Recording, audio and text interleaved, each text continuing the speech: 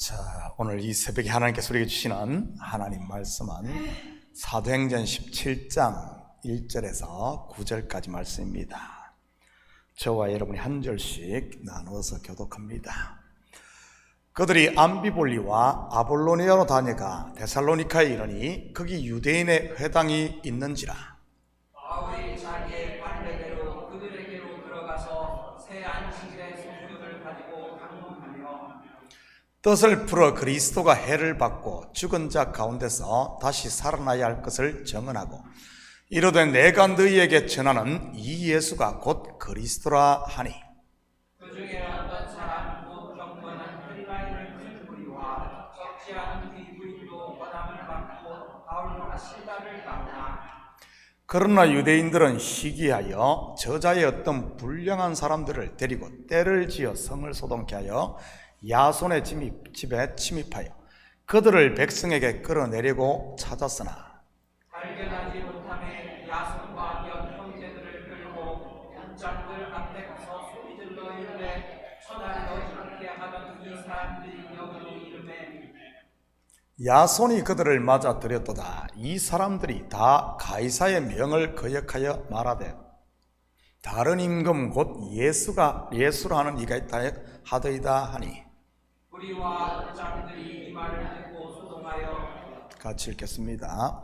야손과 그 나머지 사람들에게 보석금을 받고 놓아주니라. 아멘. 좋은 아침입니다.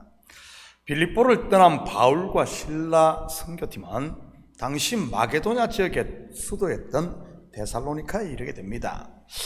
바울의 1차적인 선교 전략이 무엇이었습니까? 일단 회당이 있는 곳에는 회당에 들어가 복음을 전했습니다. 왜 그랬다고 했습니까? 첫째는 동족을 향한 바울의 마음 때문이었습니다. 이것은 당연히 인지상정 아니겠습니까? 우리도 마찬가지인 것이고요. 복음의 참 가치를 안다면 이 좋은 것을 누구에게 가장 먼저 전하겠습니까? 당연히 사랑하고 아끼는 사람인 것이지. 그리고 두 번째는 효과적인 복음 전도 때문이었습니다. 하나님에 대해 아무것도 모르는 이방인보다는 구약의 하나님을 믿는 유대인들에게 전하는 것이 유리하지 않았겠습니까? 사도 바울 자신이 그랬던 것이고요. 왜냐하면 유대인들이 기다리고 있는 구원자 곧 메시아가 예수 그리스도임을 알려주기만 하면 되는 것이니까요. 오늘은 데살로니가 전도에 대해 살펴보도록 하겠습니다. 2절과 3절입니다. 바울이 자기의 관리대로 그들에게로 들어가서 새 안식일에 성경을 가지고 강론하며 뜻을 풀어 그리스도가 해를 받고 죽은 자 가운데서 다시 살아나야 할 것을 정언하고 이르되 내가 너희에게 전하는 이 예수가 곧 그리스도라 하니, 여기서 말하는 그리스도가 구약 히브리어로 말하면은 메시아입니다. 이 메시아가 너희가 구약에 기다리던 그분이다 하는 이런 의미지요. 바울이 자기의 관례대로, 여러분 바울에게 있는 최고의 강점이 무엇이겠습니까? 바로 그는 구약에 정통했던 학자였습니다. 우리는 이 사실을 바울이 기록한 로마서를 통해 확인할 수 있지요. 로마서는 구약 성경을 구속사 곧 예수 그리스도로 풀어낸 구약의 해석판이니까요.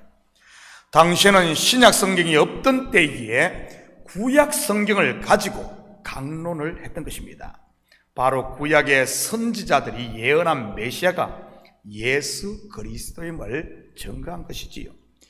결국 바울이 전한 핵심 메시지는 예수 그리스도의 십자가와 부활이었던 것이고요. 이러한 사실을 구약 성경으로 풀어냈던 것입니다. 이러한 바울의 강론은 지금도 성경 해석 또는 설교의 기본 틀을 이루고 있습니다. 저 또한 마찬가지고요.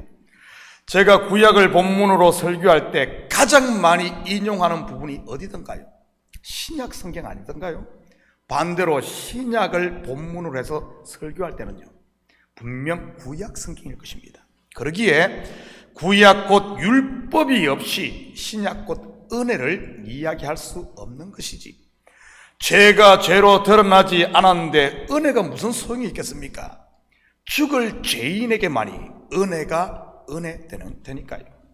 쉽게 말해 아무 잘못도 없는 사람에게 내가 너를 용서해 줄게 한다면 말이 되는 말입니까? 이게 웃기는 일인 것이지요. 그렇지만 가만히 서 있는 새 차를 누군가 와서 치여받고 어찌할 바를 몰라 쩔쩔매고 있는데 걱정하지 마십시오. 괜찮습니다. 그냥 가세요 하면 어떻겠어요? 아마 감사합니다를 연발하며 즐겁게 갈 겁니다. 은혜를 입었으니까요. 이처럼 새 안식일을 강론하자 어떤 일이 일어납니까? 4절 5절입니다. 그 중에 어떤 사람 곧 경건한 헬라인의 큰 무리와 적지 않은 귀부인도 권함을 받고 바울과 실라를 따르나 그러나 유대인들은 시기하여 저자의 어떤 불량한 사람들을 데리고 때를 지어 성을 소동하게 하여 야손의 집에 침입하여 그들을 백성에게 끌어내리고 찾았으나 여러분 뭔가 좀 이상하지 않습니까? 새 안식일 동안 바울이 한 것이 무엇입니까? 성경 곧 구약 성경을 풀어 유대인들이 기다리고 있는 메시아가 예수 그리스도임을 증거했습니다. 그리고 이사야 53장에 있는 예언처럼 그리스도가 해를 받고 죽은 자 가운데서 살아나는 것 곧 부활을 증거했지요. 그러면 상식적으로 누가 이 말씀을 쉽게 이해하고 돌아와야 하는 겁니까? 당연히 율법을 아는 유대인들 아닙니까? 그런데 실상은 어떻습니까? 누가 돌아오죠? 경건한 헬라인의 큰 무리와 적지 않은 귀부인들입니다. 여기서 적지 않다는 말은 이중부정으로 아주 많다는 뜻이고요. 그에 비해 막상 율법을 자랑하던 유대인들은요, 헬라인들이 바울과 실라를 따르는 것을 보고는 시기를 합니다. 그뿐만 아니라 불량한 사람들을 선동하여 서로 소요를 일으키고 야손의 집을 침입하기까지 합니다. 여기서 야손의 집은 바울과 실라가 머물던 곳으로서 교회였던 것입니다. 교회를 침입해서 난동을 부렸던 것이지요. 당시는 지금처럼 건물을 가진 교회가 아니라 전부 가정교회였으니까요. 빌립보에도 루디아의 집과 간수의 집이 빌립보 교회에 세워져 교회였던 것 아닙니까? 6절입니다. 발견하지 못함에 야손과 몇 형제들을 끌고 업장들 앞에 가서 소리질러 이르되 천하를 어지럽게 하던 이 사람들이 여기도 이러매. 유대인들이 난동을 일으키자 바울과 실라는 이미 몸을 피했던 것 같습니다. 그래서 어떻게 합니까? 야손과 몇 형제들을 끌고 업장들 앞에 갑니다. 여기서 몇 형제들은 야손의 친형제를 말하는 것이 아니라 교회로 모인 성도들을 말하는 것이고요. 데살로니가 교회는 세워진 지 겨우 3주밖에 안 된 교회입니다. 바울이 이곳에 와서 새 안식일을 강론해서 세운 교회니까요. 개척 시작부터 환난과 핍박이 있는 교회였던 것이지. 그런데 바울이 후에 데살로니가 전서와 후서를 보낸 것을 보면 이 교회가 이런 어려움과 환난 속에서도 흩어지지 않고 계속 모였음을 알 수 있습니다. 저는 요즘 사도행전을 강의하며 교회가 무엇인가에 대해 다시 한번 생각해 보게 됩니다. 사실 오늘 본문의 이야기는 단순히 2000년 전 데살로니카에 있었던 한 사건으로 끝나는 것이 아니라는 사실입니다. 지금도 똑같은 일들이 교회 가운데 일어나고 있는 것이고요. 그러기에 성경은 시대와 장소를 초월해 모든 교회에 적용되는 진리 아니겠습니까?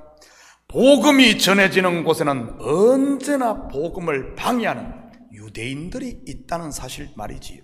당을 짓고 하나님의 나라를 헐려고 달려드는 무리들 말이지요. 이들의 특징이 무엇인 줄 아십니까? 꼭 당을 짓고 방해한다는 사실입니다. 심지어 돈을 주고 사람을 매수해서 말이지요. 그런데 더 놀라운 사실이 무엇인 줄 아십니까?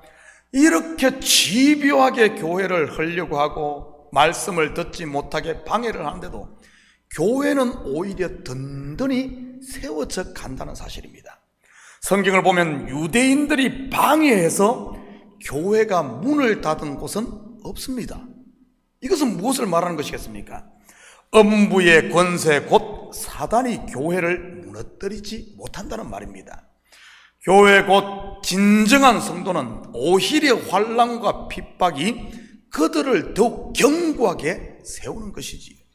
믿음은 마치 금과 같아서 연단을 하면 할수록 순도가 더 높은 순금이 되듯 믿음도 마찬가지라는 사실입니다.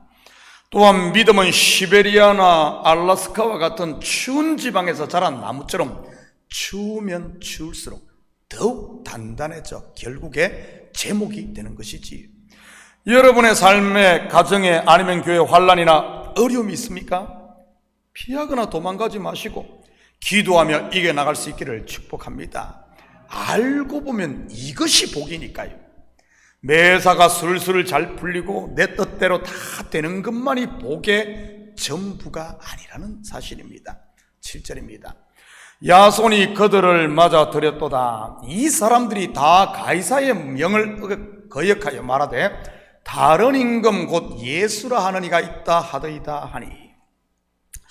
왜 유대인들이 업장들에게 이렇게 고소한 것이겠습니까? 다른 임금 예수를 섬긴다고 말이지요. 당시 로마는 종교에 대해서는 관대했기 때문에 종교적으로는 바울과 실라를 어떻게 할 수 없었기 때문입니다. 종교적인 문제를 가지고 업장들에게 가면 야, 너희들이 알아서 해. 그건 너희 종교 아니냐? 너희 관습 아니냐? 이랬을 테니 말이지. 그래서 그것을 교묘히 속여 정치적 이슈로 삼으려고 했던 것이지. 예수님을 죽일 때도 유대 종교 지도자들이 같은 방법을 썼지 않습니까?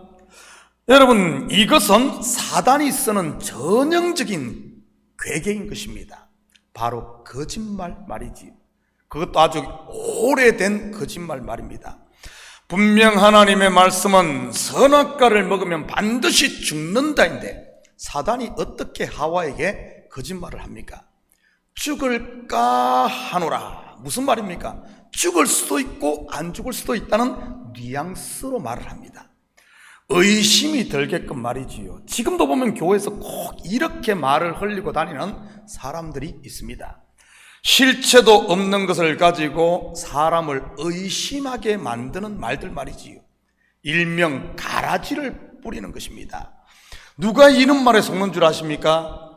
육신의 소욕에 매인 사람들입니다.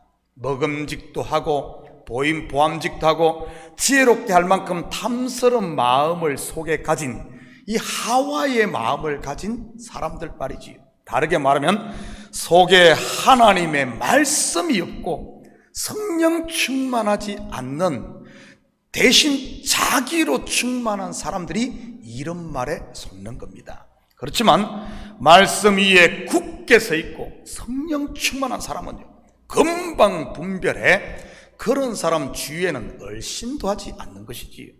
어찌 의와 불의와 함께 할 수 있겠으며 하나님과 바알이 함께 할 수 있겠습니까? 8절 9절입니다. 무리와 업장들이 이 말을 듣고 소동하여 야손과 그 나머지 사람들에게 보석금을 받고 놓아주니라. 데살로니카의 업장들 또한 우리가 지금까지 공부했던 빌립보의 상관들처럼 유대인들의 선동에 넘어갑니다. 그들이 일으킨 소요에 함께 소동을 하고 난리를 쳤으니 말이지. 그런데 결과는 어떻게 됩니까? 야손과 형제들의 죄도 정하지 못하고 그냥 보석으로 풀어줍니다. 얼마나 어리석은 일입니까? 이것이 바로 한치 앞을 보지 못하는 세상 지혜의 한계인 것이고요. 당시 로마 헬라 제국 세상의 지혜의 중심이라고 말하지 않았습니까? 그런데 성경을 보면 그 지혜의 한계가 바로 이런 것임을 보여주는 것이지. 사랑하는 성도 여러분, 오늘 하루도 크고 작은 어려움이 여러분 앞에 있다 할지라도 요동하지 마시고 믿음의 주요 온전케 하시는 예수만 바라보고 우리 앞에 놓인 믿음의 경주를 묵묵히 감당함으로 우리들 한 명 한 명이 정결한 하나님의 성전으로 든든히 세워져 가는 이런 복된 하루 되기를 예수님의 이름으로 축복합니다. 같이 기도하십시다. 사랑의 아버지 하나님, 참으로 감사를 드립니다. 맞습니다. 세상이 가면 갈수록 더 흉흉해지고 교회도 여러 가지 아버지 하나님 환난들이 있고 어려움이 있습니다. 그러나 이것이 아버지 하나님 초대교회 아버지 하나님 성경의 모습을 봤을 때 아버지, 이것이 아버지 하나님 생명의 말씀이 전해지는 곳에 있는 교회의 모습임을 보게 됩니다. 하나님, 이럴 때일수록 우리가 말씀 위에 굳게 서고 기도함으로 성령 충만하여 아버지 하나님 불의에 속하는 것이 아니라 하나님과 동행하는 저희들 되게 도와주시옵소서. 그래야 하나님의 의가 우리를 충만하게 채우고 아버지 하나님 이런 어려움을 극복함으로 말미암아 우리의 신앙이 정금 같은 신앙으로 정결한 신부로 그리스도 앞에 서는 저희들 되게 도와주시옵소서. 이 새벽도 아버지 하나님 우리의 마음을 주님 앞에 쏟아놓고 기도할 때마다 상처진 마음 있으면 치료해 주시고 무거운 짐 있으면 다 내려놓게 하시고 다시 한 번 더 성령의 재충만을 받아 오늘도 승리하는 삶이 되게 도와주시옵소서. 감사드리며 예수님의 이름으로 기도드립니다. 아멘.